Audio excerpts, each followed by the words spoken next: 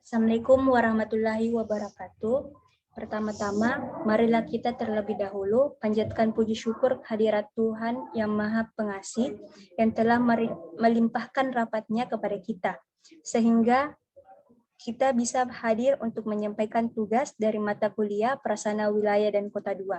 Adapun tugas yang saya susun, atas nama Farah Sofia Amelia dengan NIM 60800120058 dari kelas TPWKC dengan dosen pengampuh yaitu Pak Ian Awaluddin STMT. Adapun presentasi pada hari ini yaitu bentuk-bentuk pemusnahan atau pembuangan akhir sampah.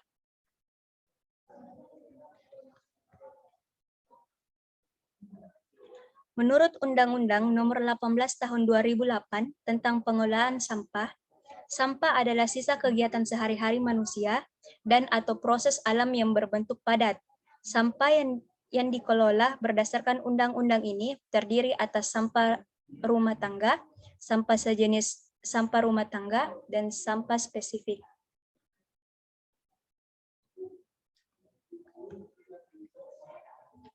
Klasifikasi sampah.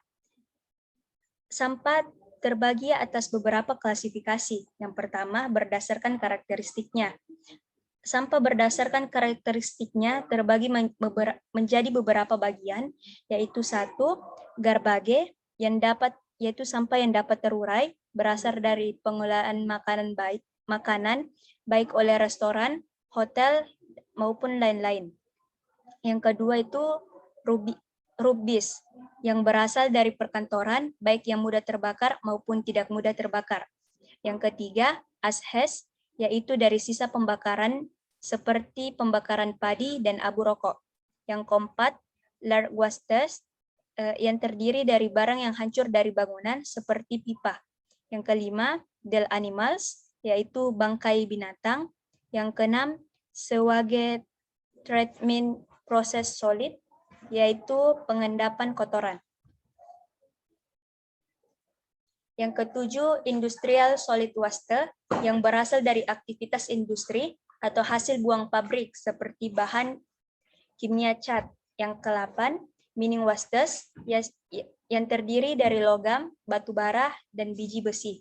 Yang ke-9, agriculture wastes, yang terdiri seperti contohnya pupuk kandang, sisa panen, dan lain-lain. Klasifikasi kedua yaitu berdasarkan jenis atau zat kimia, yaitu terbagi menjadi 2 bagian, sampah organik dan sampah anorganik.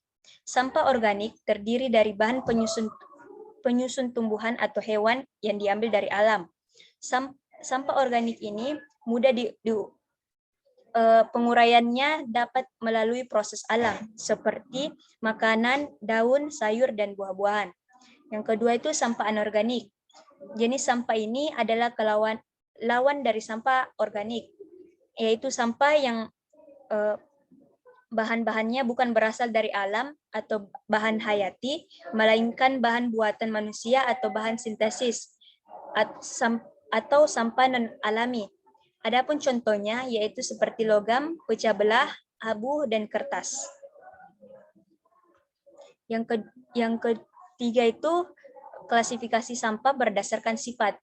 Klasifikasi sampah berdasarkan sifat terbagi menjadi 4, yaitu sampah yang mudah terurai atau membusuk atau degradable wastes, contohnya seperti sisa makanan, potongan daging, dan daun. Yang kedua, sampah yang sukar membusuk atau terurai atau non-degradable wastes, seperti plastik, kaleng, dan kaca. Yang ketiga, sampah yang mudah terbakar atau combustible, misalnya plastik, kertas, dan daun kering. Yang keempat, sampah yang tidak mudah terbakar, seperti besi, kaleng, dan gelas. Adapun metode dalam pengelolaan sampah akhir, yaitu terbagi menjadi 5 metode. Yang pertama, metode sanitasi landfill, yaitu lahan uruk saniter, yaitu pemusnahan sampah dengan membuat lubang di tanah, kemudian sampah dimasukkan dan ditimbun dengan tanah sebagai lapisan penutup, lalu dipadatkan. Cara ini memerlukan persyaratan harus tersedia tempat yang luas, tersedia tanah untuk menimbunnya, dan tersedia alat-alat besar. Yang kedua itu incineration atau dibakar, yaitu pemusnahan sampah dengan jalan membakar di dalam tungku pembakaran khusus. Manfaat sistem ini, volume sampah dapat diperkecil sampai sepertiga, tidak memerlukan ruang yang luas, panas yang dihasilkan dapat digunakan sebagai sumber uap, dan pengelolaan dapat dilakukan secara terpusat dengan jadwal jam kerja. Adapun akibat dari penerapan metode ini, yaitu memerlukan biaya besar, lokasi pembuangan pabrik sulit didapat karena keberadaan penduduk, dan peralatan yang digunakan dalam insinerasi.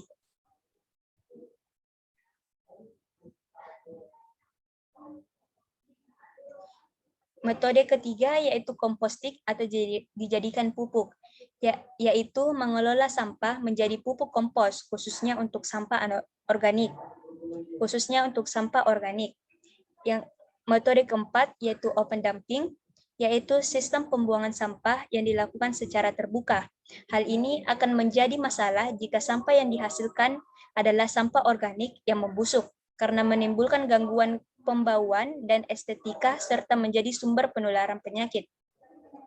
Yang kelima atau yang terakhir itu dumping in water, yaitu sistem pembuangan sampah yang dilakukan secara terbuka. Hal ini akan menjadi masalah jika sampah yang dihasilkan adalah sampah organik yang membusuk. Atau dumping in water, yaitu pembuangan sampah ke dalam air. Hal ini akan mengganggu rusaknya sistem air.